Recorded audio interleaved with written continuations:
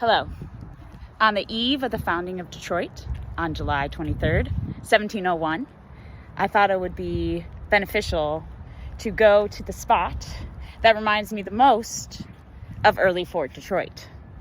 Detroit was settled in 1701 and was founded by Antoine de la Monthe Cadillac, who with a band of 50 men from France and 50 men from Montreal traveled Ralph C. Wilson Park, because this is the place that reminds me the most of what Fort Detroit must have looked like in its first century, from 1701 to 1801, or really 1805, when the fire destroyed all of Detroit, and with it, French Detroit.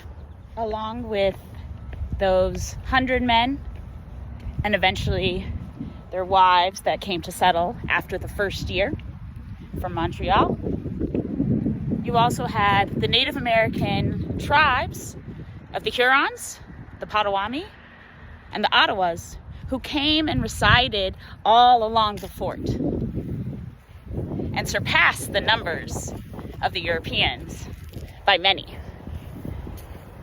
Throughout Detroit's first century, from 1701 to 1805, the boundary between Windsor and Detroit was a fluid one. I've read stories of women canoeing over for their bread and to meet the other side for a daily shop. Standing up here, I can imagine that one road, the St. Anne's Road, and you're surrounded by rivers, and they had one horse, and his name was Colin. It was owned by Cadillac. When those men left Montreal, they were leaving a city that had just negotiated the Great Peace of the Iroquois, ending years of conflict in the region. It's my belief that that sense of optimism or partyism and futurism was a part of the spirit that was guiding them as they came and built Fort Detroit. I think it's important always to take a moment to recognize that they experienced the same weather, the same heat, the same water, the same food that we do. So, I hope you honor and take a moment with me today and tomorrow to think of what Fort Detroit represents, and what it's always represented, the future. In 1721, Peter Charlevoix, a historian from France, made a huge epic journey all across French America. He wrote in 1721, Peter Charlevoix, a historian from France, made an epic journey to North America and the French-owned areas of North America. He wrote a variety of letters and kept a journal of his experiences. And in 1721, Peter Charlevoix, a historian from France, made an epic journey all across North America. He kept his reflections in a journal. And until 2014, that journal was not translated into English. A couple of years ago, I stumbled upon it, and I find that it's one of the most beautiful reflections of what Detroit is really like. And I want to read some passages for you today.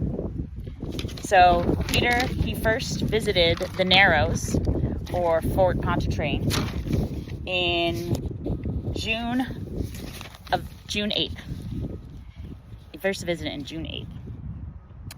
And he first set sail from Lake Erie. And so he travels down, and first he mentions that Erie, in that language, signifies cat. So from the Huron language, which was a new thing that I did not know. He says he So the country appeared to me extremely beautiful. Wherever I went ashore, I was quite enchanted by the beauty and variety of a landscape which was terminated by the noblest forests in the whole world. I'm going to read some passages from Detroit Under Cadillac by Clarence Burton. And this was written in 1850. I'm going to read some passages from Clarence Burton's book, Detroit Under Cadillac. It was written in 1895, and this is one of the premier sources that much of the other research is based on when we look at Cadillac and that first French century. So Burton retraced the steps of Cadillac and those men's journey from Montreal. He mentions that the first trip Cadillac made was over the Ottawa route. So this is because there was still... I'm going to read from Detroit Under Cadillac, which is the premier account of Detroit's first century, written by Clarence Burton in 1895.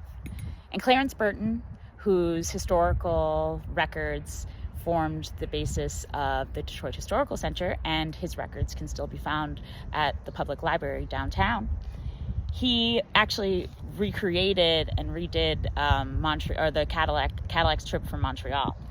He also went to France to find out more about Cadillac and his writings. He wrote here, to the Native Americans, the advent of Cadillac with his little troop was a revelation, and it worked like a revolution. The little village sprang up as if by magic, and the Native Americans flocked to it from all sides. So he says, what on the 23rd of July, 1701 was a wilderness, and on this next day was a houseless city of 100 souls. In 8 months' time was a rival of Montreal and Quebec. In trade, had a population of 6. To the Native Americans, the advent of Cadillac with his little troop was a revelation, and it worked a revolution. The little village sprang up like by magic. To the Native Americans, the advent of Cadillac with his little troop was a revelation, and it worked a revolution. The little village sprang up as if by magic, and the Native Americans flocked to it by all sides. What on the 23rd of July, 1701 was a wilderness, and on the next day was a houseless city of 100 souls.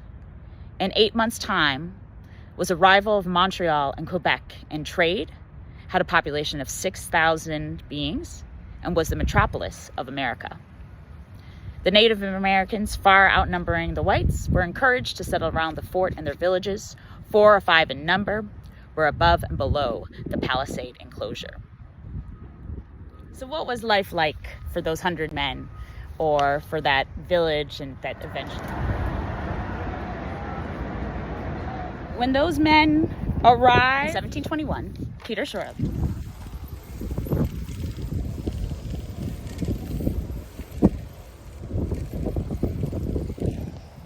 So they probably landed somewhere in this area.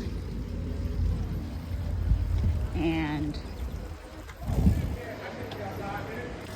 kind of coming up this area. Because it was Griswold, Leonard, Shelby. So imagine coming in from the water. All of this was probably marsh. Trying to find a spot.